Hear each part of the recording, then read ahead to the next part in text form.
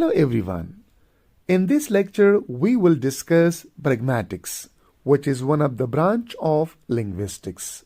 Pragmatics is simply defined as language in use or language in context.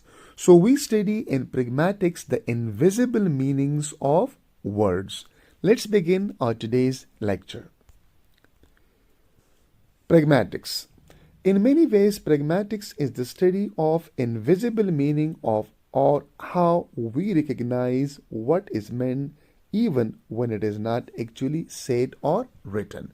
So pragmatics then is the invisible meaning of words when something is not even written or not spoken, but from the context the meanings are derived, right? So in order for what to happen, speakers or writers must be able to depend on a lot of sheer assumptions and expectation when they try to communicate. So the meanings which derive from the context depend on the sheer knowledge. For example, I am a speaker and you are a receiver, right? You receive what I say.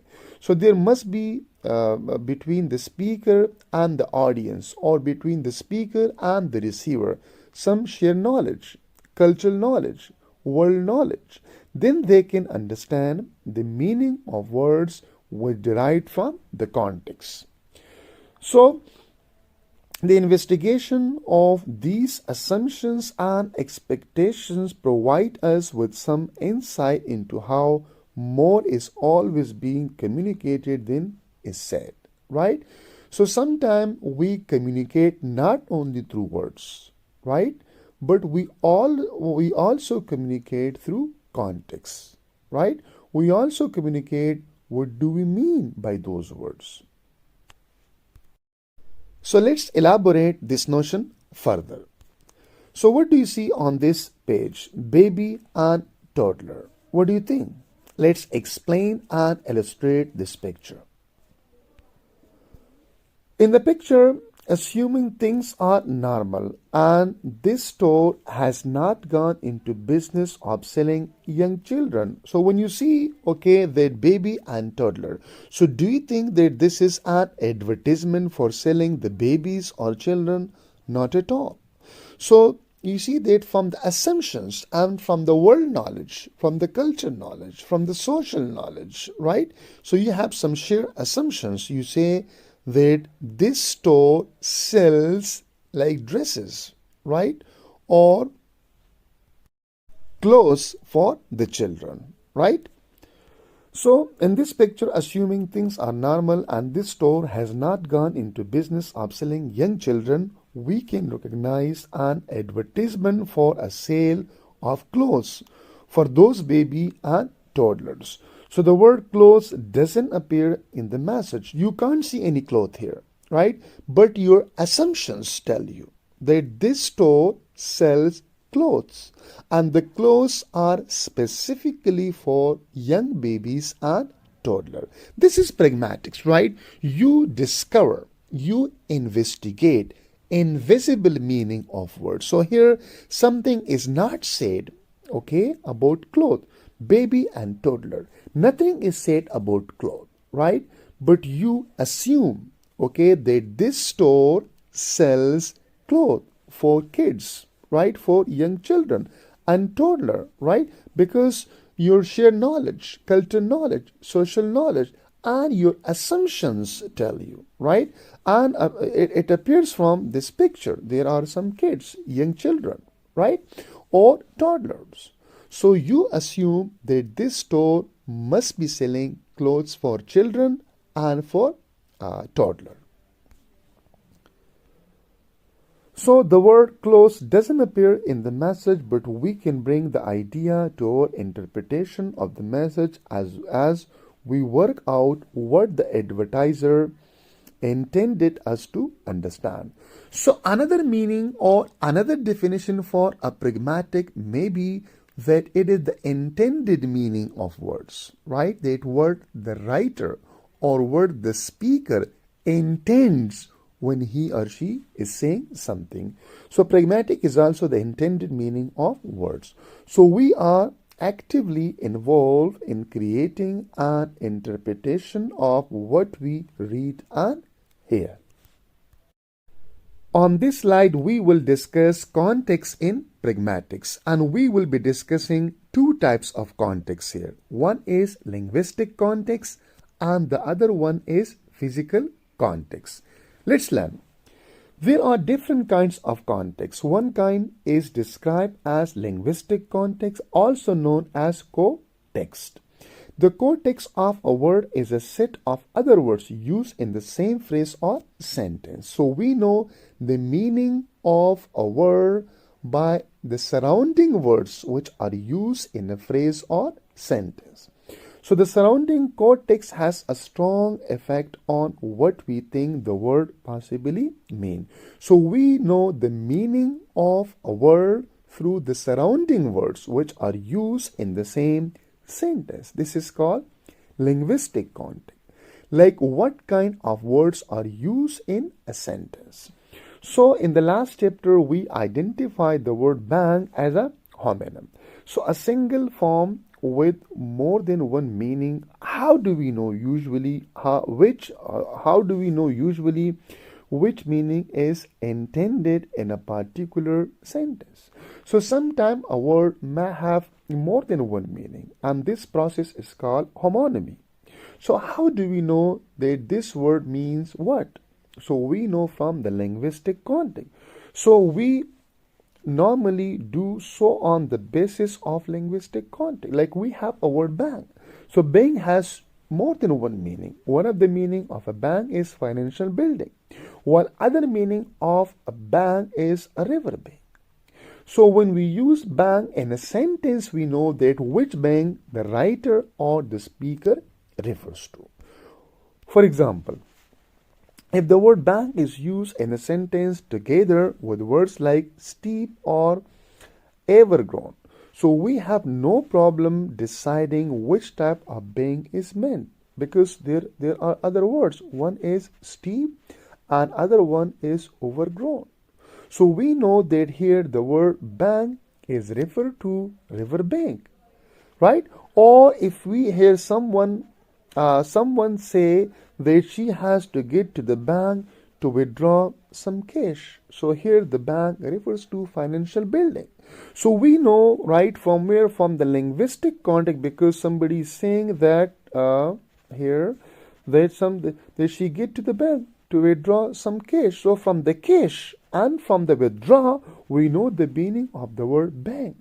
So this is called linguistic context. So we know from this linguistic context which type of bank is intended. So this is also like intended meaning of words, pragmatics, but here we know the meaning of a words from the surrounding words which are used in a sentence or a phrase. Physical context.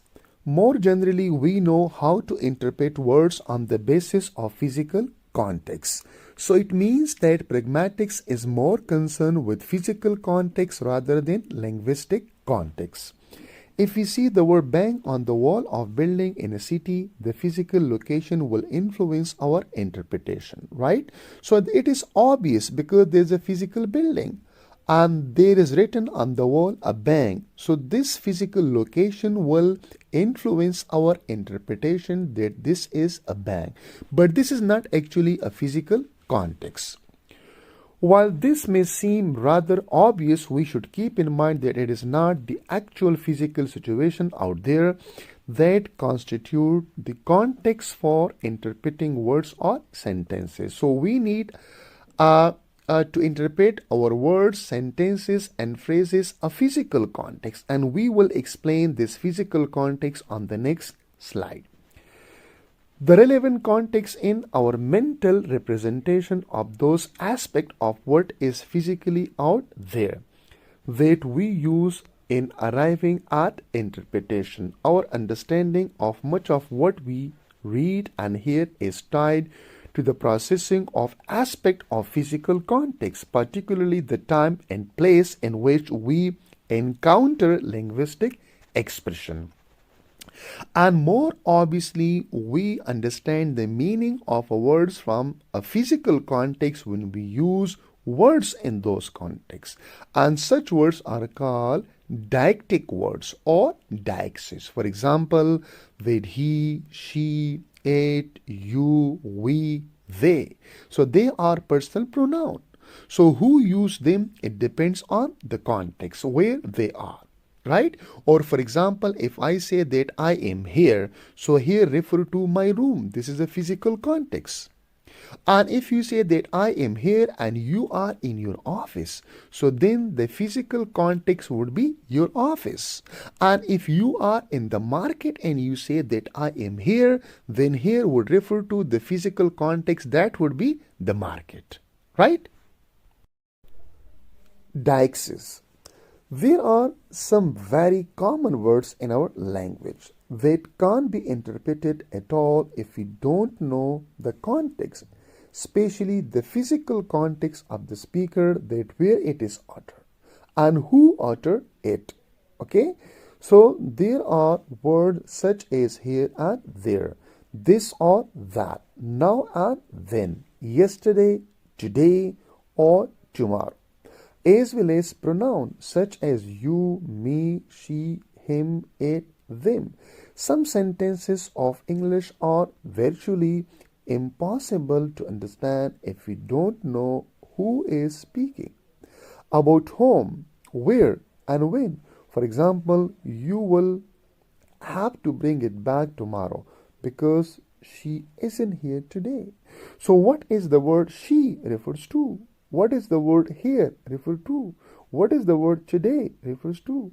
So if I'm saying that she isn't here today, so today refers to Wednesday, January 4, 2023.